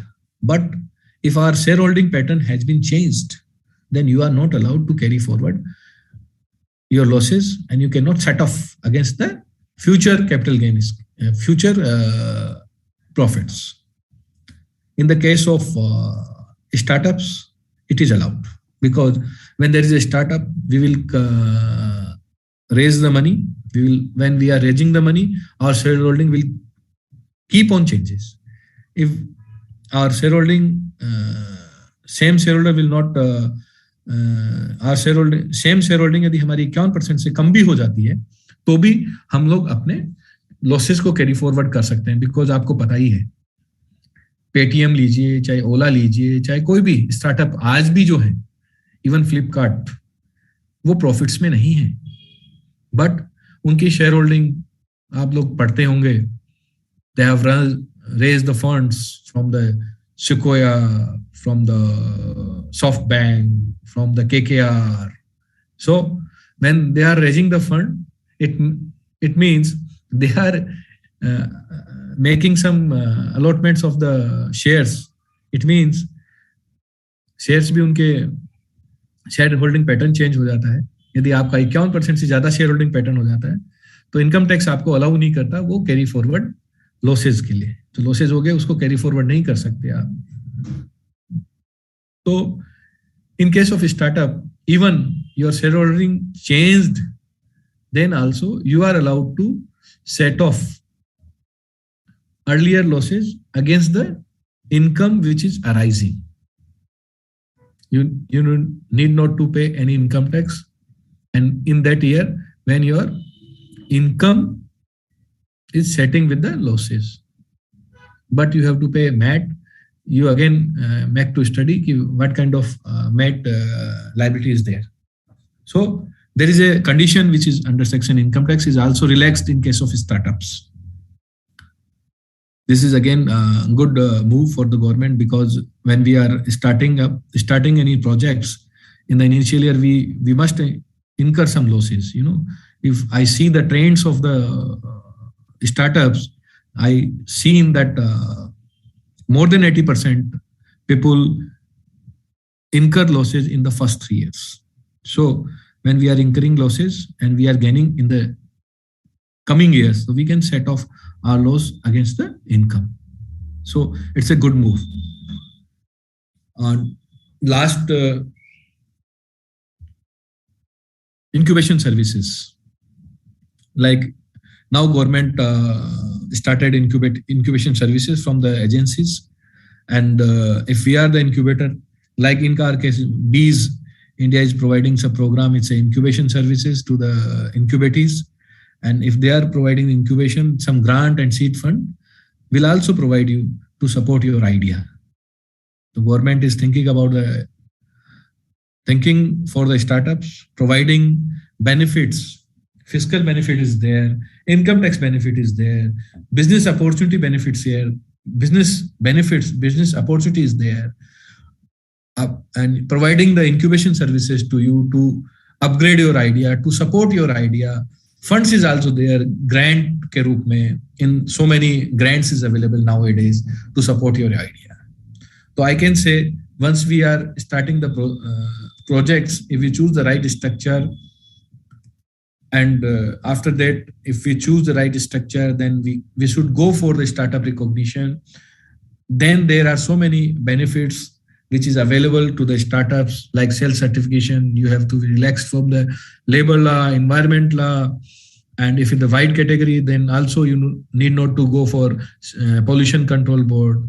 There is a rebate on the application fee of the patent. There is a assistance available to you to file your patent application. The fee also be paid by the government. Then if you are earning something in the 3 financial year, you need not to pay any tax. You can invest in your company. Government say ki whatever you are earning, you just park in your company and do the business, do the growth in the business. There is a 56 section. There is a exemption from the capital gain. There is a, if you are selling something, your residential property and investing in the startup, then also you do not need to pay any tax. Some condition is there, in fact, but we need to, starting benefits is there, but we need to, when there is a relaxation, when there is a exemption, we need to fulfill the conditions. We need to fulfill the condition laid down by the government in the particular statute or particular act of that relaxation. Then there is a public procurement norm. We have relaxation from the experience, turnover, and EMD. It's a good, if we are participating in a tender, so some experience, turnover, condition led by the tendering authority will be relaxed in our case. So it's a good thought by the government. If we are doing something, we should be at par with the existing one, So we can get the benefits if we are the recognized. And in losses, once we are incurring our losses in the initial year, we can get set off in the coming years. So there is a condition under section 79 which says if there is a change in the shareholding, you cannot do this kind of set off. But in the case of eligible startup, this section also relaxed. So we can say, होता है ना कई बार कि जब start करते हैं loss है, profit कमाया तो आप पैसे मांग लगे, तो we have a liberty, we can set off our losses against the income and pay on the income minus losses, then tax. And which is because we both हम और आप मिल क्यों रहे हैं आज? This is the incubation services. Government provide the incubation funding to the agencies which provide incubation services to the startups, and also providing some grant and funds to support idea. In agriculture, I must take one more example. There is a SFSC, Small Farmer Agri Consortium, which provide the VCA, Venture Capital Assistance, to the startups. So यदि कोई भी projects जो SFSC से related हो, तो उसको भी आप जरूर स्टडी करना. उसमें भी हमें वेंचर कैपिटल असिस्टेंस भी मिलती है, ग्रांट्स भी मिलती है. तो और वेंचर कैपिटल असिस्टेंस में हमें कुछ पैसे मिलते हैं जो हमें 5 साल बाद देने होते हैं, और वो विच इज इंटरेस्ट फ्री रहते हैं. So we can get the benefit of SFSC also. तो ऐसे ही कुछ प्रोग्राम्स हैं जो हमारे नेचर ऑफ बिजनेस से रिलेटेड है. मैं हर को इंक्लूड नहीं कर पाया, लेकिन हाँ कुछ प्रोग्राम ऐसे होते हैं, बायरक का होता है, या उनमें हम अप्लाई कर सकते हैं. कुछ यूनिवर्सिटीज होती हैं, कुछ IRI में है, PAU में है, निफ्टेम में है, CSIR में है. तो there are so many. If we are the having any idea, and idea से हम लोग किसी पर्टिकुलर उसी आइडिया जैसी कंपनी या आइडिया जैसी, मतलब उस आइडिया को प्रमोट करने के लिए जो इंस्टीट्यूशंस हैं उनके पास जा सकते हैं, उनसे हम सर्विसेज भी ले सकते हैं. वो एनरोल करती है, हमें इंक्यूबेशन सर्विसेज भी देती हैं. आपको बहुत सारे, जैसे आप कोई नया प्रोडक्ट डेवलप करें तो आपको एग्जिस्टिंग लैब में पैसे लगाने की जरूरत नहीं है. उनके जो एग्जिस्टिंग लैब होती है उसमें आप यूज करके अपना प्रोडक्ट को डेवलप कर सकते हैं, और वो लोग आपको कुछ फंड भी देती हैं, एक्सपर्ट की ओपिनियन भी फ्री में देती हैं. तो बहुत सारे बेनिफिट्स हैं, बहुत सारे गवर्नमेंट ने प्रोग्राम लॉन्च किए हैं स्टार्टअप्स के लिए. सो you can avail the benefits once you have an idea, and idea should be convert into the successful, sustainable and scalable business, and which convert into ultimately wealth generation and employment generation. So these kind of benefits available to the startups which are recognized under startup programs. Next.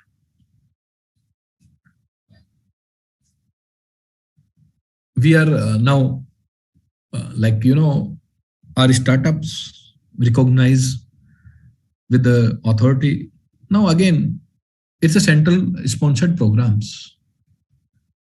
Startup programs, we have two kind of benefits.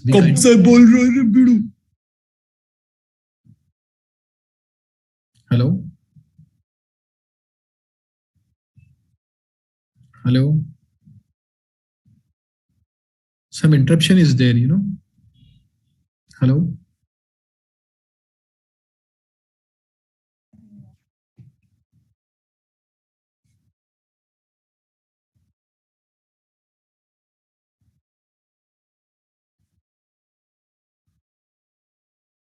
Hello? IRI? Beach India team? Hello? Hello? Yes, sir. I'm audible? Yeah, you're completely audible. Because something is like बिड़ू क्या कुछ अजीब सी आवाज आ रही थी मुझे. So I should. Okay, might be, I think somebody unmuted the mic and renovation is going on in our office. So, okay, I should continue. Okay. Yeah, please continue. Sir, also, I think we will wrap up in another 15 minutes. Yeah, in another 10 minutes. We also need some 5-10 minutes of yours for the discussion. Yeah. Q&A. This is the last slide. I can go fast now. Yeah. Thank you. Because when you say na, it's a legal. So I am talking about the legal because in a small time we cannot explain everything to our participants. But it was such an informative session.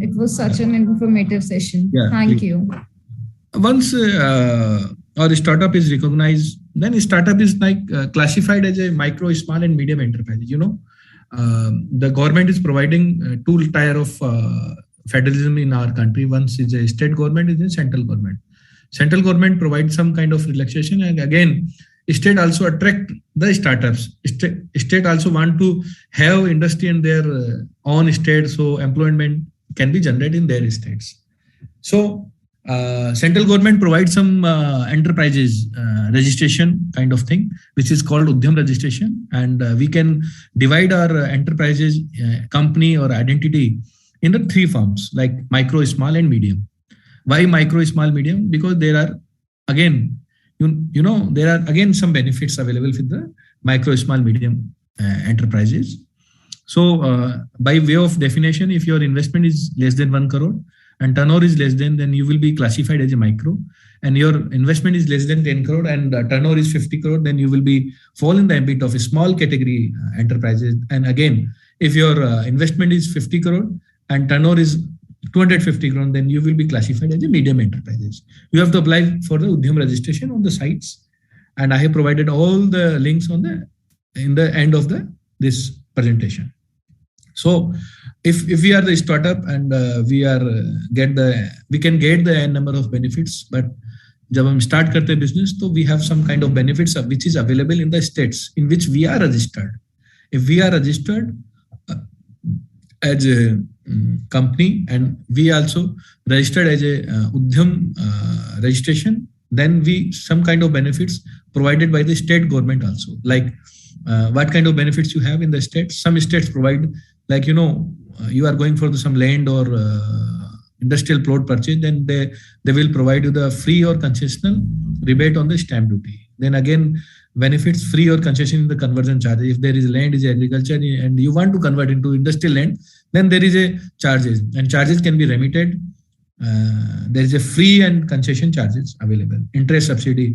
Once you are for a startup, you are taking some loan, then there is an interest subsidy. They can provide you some kind of interest subsidy to you to adjust against your interest burden on your loan. And for one, like you are generating some employment, you can also claim some employment generation subsidy from the government. Electricity duty, when you are doing something, doing electricity, when you are जब भी आप अपना बिजली का bill भरते हैं तो उसमें देखते हैं इलेक्ट्रिसिटी ड्यूटी होती है. सो उसमें भी हमें एग्जम्पशन मिल सकता है, उसमें कुछ पार्ट एग्जम्पशन मिल सकता है. और आप कुछ एग्रीकल्चर एक्टिविटी के लिए कुछ इनपुट्स परचेज करें तो हर स्टेट्स में मंडी टैक्स लगता है. आपने देखा होगा कितना बड़ा किसान आंदोलन चल रहा था, इसमें मैंने टाइपोग्राफिकल एरर भी की है, MANDI है, it's MANDI, Mandi tax exemption. If we are taking something in form of agriculture input, then purchaser need to pay some kind of mandi tax, you know. So इस मंडी tax से बचने के लिए भी आप लोग स्टेट्स में आप रजिस्टर्ड है तो वहाँ पे एग्जाम्पशन के लिए अप्लाई कर सकते हैं. तो government will provide you some exemption और some kind of concession in the mandi tax also. उसके बाद में इम्पोर्टेंट फैक्टर होता है कि जब हम किसी चीज को बनाते हैं, बेचते हैं, तो we have to collect GST, we have to apply GST. तो in that case also we have some kind of benefits which is available in the government, available by the state government, and if we are investing something, there is a capital subsidy also available in the government. For these kind of benefits, you need to study your state in which you are registering your firm and in which you are getting your business enrolled. So each state provides some kind of benefits. Now you need to understand which kind of subsidy, which kind of concession, which kind of exemption is available in particular state, and you can take the help of the director of industries for all the information. Now a single window is there, you can get all the benefits from there. Next slides. When we are talking about the income tax, I took the key. Income tax means you are earning something, you have to pay tax to the government. So in my basic requirement is like you need to file your annual return with the government of authority, and if you are earning something, you have to pay advance tax. ये मैंने terminology वो ली है जो कि generally papers में आप लोग पढ़ते रहते हैं कि भाई डेट ऑफ फाइलिंग बढ़ा दी, government extend their date of filing, ये and this much of advance tax has been collected and TDS is this is collected. So I thought I should take 5 or 6 word here. So we have to file our return with the income tax, and if we are earning something, we have to pay tax. And advance tax say कि you have to pay your taxes in the installment, like June, September, December and March. You have to pay your tax in the installment. Then if you are paying some your tax up to 90%, then you not need to pay any interest. So or major जो है for the startup, क्योंकि in the earlier days we do not have any idea on which payment we need to get the TDS deducted. So ये आप थोड़ा ध्यान रखें कि please keep in mind when you are making some payments, so it should be whether it fall in the ambit of TDS or not. You should have a clear-cut idea whether these payments are in the nature of supply or are in the nature of expenditures. If there is expenditures kind of natures, so you need to pay, you need to deduct TDS and pay. And if you deduct something, you need to pay with the government and get deposit, and filing is there. And government also laid down some condition. If your turnover exceeds that amount, you need to audit your accounts, and tax audit report is also need to file. One more, 2 important aspects is there in case of startups. The startup should aware about, like when you are making payment, it should be from the banking mode. So income tax does not allow if you are making payments cash, because it need to be paid through banking mode, whether it's a NEFT, RTGS, any mode, So payment need to be made through banking mode. And important is there, if you are making something, you need to have in your mind whether TDS deduction is there or not. If there is some deduction, please deduct the tax. Otherwise, there is some consequence. If you are not deducting TDS, your expenditures will be disallowed. If you're deducting, not making payments, not deposit in the time, then the interest penalty. If you are doing something blunder, then the consequence is there. So please be careful once we are making the payments in a starting stage, because at that time we do not have so much big company in the accounts and tax experts. So be careful. We should make all the payments through banking channel, and if the payments are in the nature of expenditure, are in the nature of fall in the ambit of TDS, so we need to get deducted the TDS, and payment need to be made by the government. Now, there is a basic legal requirement of GST. So I thought I should get one by one in a fast manner. GST, goods and service tax. is applies on the any sales. If you are selling something, you need to pay GST. So GST will apply if your turnover exceeds 20 lakh. In a starting days, if your turnover is not, you are estimating that your turnover will not exceed, you not need to pay any tax. So if your turnover is exceeding, you are estimating that in financial year, your turnover exceeds 20 lakhs, then you must apply for the registration. Second, tax has to be charged in invoice. You have to raise the bill. You have to charge the tax. You have to collect it from the customer and get deposited with the authority in stipulated time. Once there is a tax, when there is a tax which is charged, then you need to get collected from the customer and get deposited with the authority in stipulated time. If you are not deposited in a time, then you need to pay interest and penalty, etc. Once we are like GST mein input tax credit is also available. If we are purchasing goods or getting services which is used for the business in which we are paying the GST, then input credit tax is also available. In any case, like I thought, I provide an idea that if any registered with any authority, then we have to pay. We have to file our documents. Like in case GST also return to be filed periodically, it can be monthly, quarterly, and annually. One more startup kind of thing, startup benefit kind of thing is there available for the small enterprises which can opt. There is a composition scheme. But you need to have some features like if your turnover does not exceed 150 lakhs from the sales of good. यदि आपका turnover 1 crore 50 lakh से ज्यादा नहीं होता है तो you can opt. You have a optional. ये compulsory नहीं है. You have option whether you want to opt that scheme or not. If your turnover does not exceed 150 lakhs, you can go for composition scheme. And these kind of state, this limit is 75 lakhs. In case of services, the turnover will be 50 lakhs. The enterprises who are opting the composition schemes cannot make interstate supply. If you are opting for the composition scheme and you are situated in Delhi, you cannot make any supply to Karnataka. The government say कि if you are a small enterprise, then you should do your work within the state only. So this is a restriction. And you cannot sell again online commerce platform. Third, you cannot make supply, but for the purpose of your manufacturing, you can get the supply from other states, and you do not have any provision to claim your GST. When you are a small one and you are doing some work in your state and you don't want to have any bother in your mind, pay some composition tax like 1%, 2%. And get rid of all the formalities required from the government to maintain GST input. There are so many things which need to be carried out. So if you are a small enterprise, you can go for composition scheme as well. If you want to supply, if you want to do business in some one state only, then it's a good for. If you want to flourish in so many states, then this scheme is not for you. So this is kind of GST से basic requirement. बाकी बहुत सारे subject matter हैं, लेकिन फिर भी मैंने इसको स्लाइड को छोटा रखा कि you have a basic requirement what is the GST, कब हमें जीएसटी के परव्यू में हम आते हैं, कब हमें फाइल करना चाहिए रिटर्न, कोई कंपोजिशन स्कीम है कि नहीं है. इसके बाद में हम बात करते हैं थोड़ा सा लेबर एक्ट की. लेबर एक्ट में मेनली अगर हम देखें तो पीएफ, ईएसआई, बोनस और gratuity.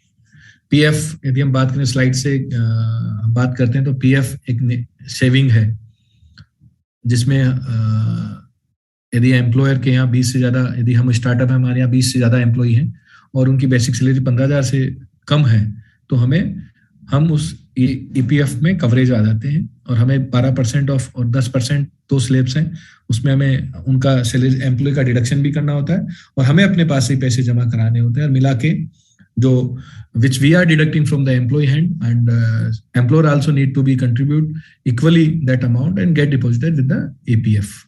So we need to apply for the EPF registration. Every employee has a UN unique identification number, and we will get deposited, and employee can verify on the site whether your contribution has been deposited by employer or not.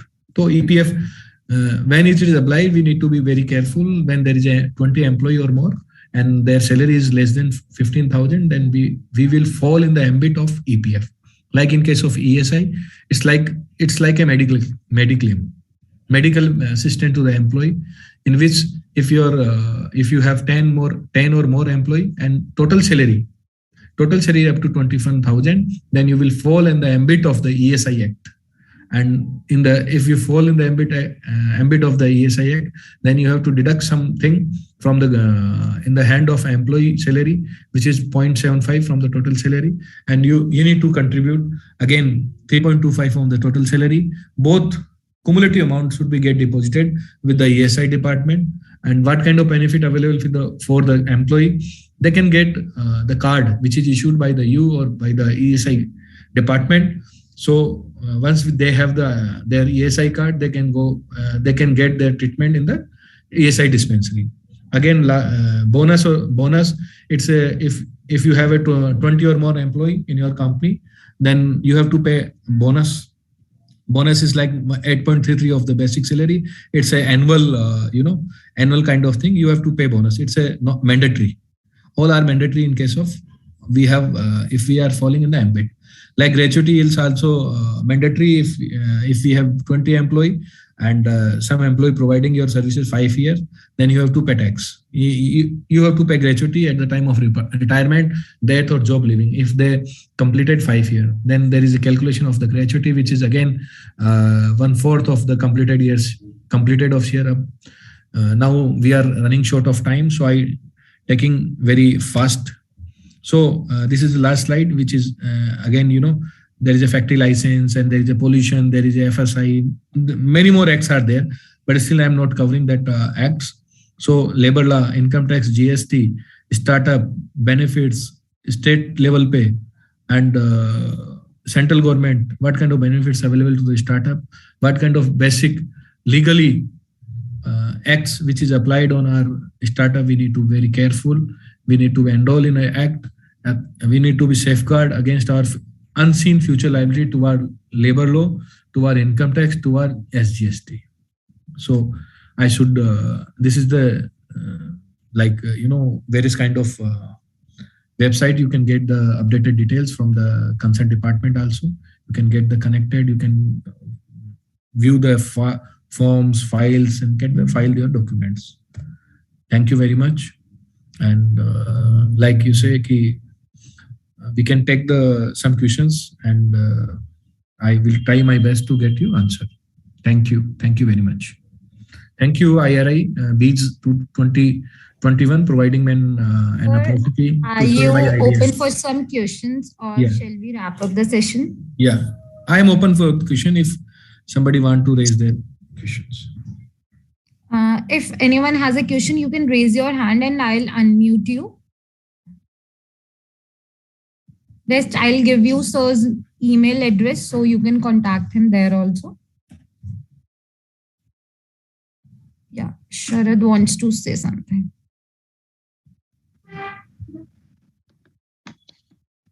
Am I audible?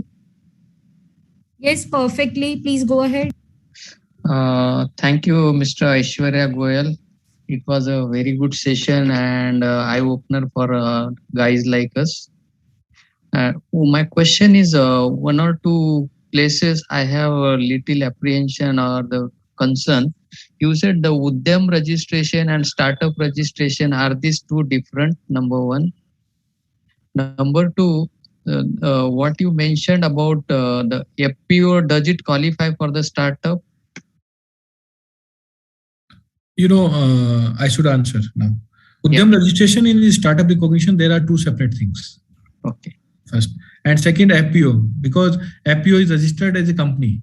So it is, again, can be qualified for the startup. Thank you. FPO is a company, na? Yeah. And there is a company, which say any company. Thank you, that's helps. Thank you, sir. I'll take Seema next.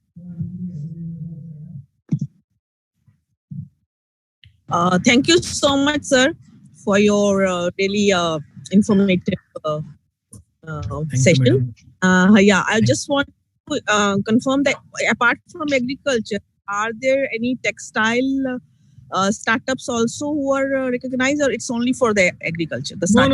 Any startup. When I'm not taking any startup for the agriculture, any startup, you can see from my slides, then there is no restriction. Any startup, any idea, any innovation, any process or anything. Startup does not include only agriculture based. Startup means any idea, any innovation which involve in the upgradation of the product or services. Okay. Can we be in touch with you via email? Or yeah. Please. Thank you.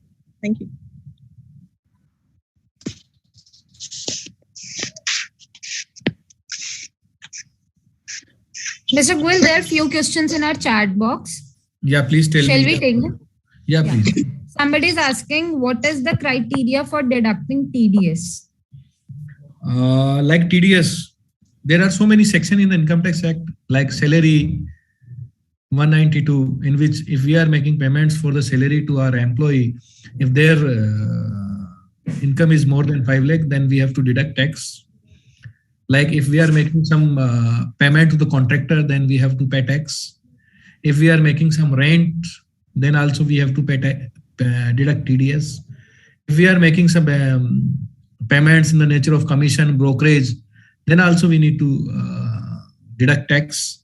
If we are making some interest to our other than banking system, then also we need to deduct TDS. If we are making payment to our professional fee, then also we need to deduct TDS. So there are so many sections in which we need to take care whether these expenses fall in the ambit of TDS. I must tell you, every expenditure now it fall in the ambit of the TDS. So be careful and please read the relevant section or get some advice from your expert whether it is whether TDS need to be deducted, whether this payment is liable for TDS or not. Thank you. Thanks a lot, sir. Thank you for this wonderful session. Thank you for your valuable insights and your time. It was really a very helpful session for this learners here. So thanks a lot for joining, sir. On that note, I'll wrap up today's session. Thanks a lot, everyone, for joining. So you have sir's email ID right here in the slide with you. That is ashgoyal@yahoo.com. For any further assistance or help, you can reach out to him. And please mention in the subject line B's 2021. So I have. Yeah, please mention B's 2021 participants there. Only then he'll be able to bifurcate. Thank you so very much, sir. Thank you, madam, providing me this kind of opportunity to deliver some thoughts between the startups and anytime the startup can make if they have some query and doubts, they can send me a mail. I will try my best to get it answered in a time. Thank you. Thank you, sir. Thank you. We'll connect in future with you soon. Thank you.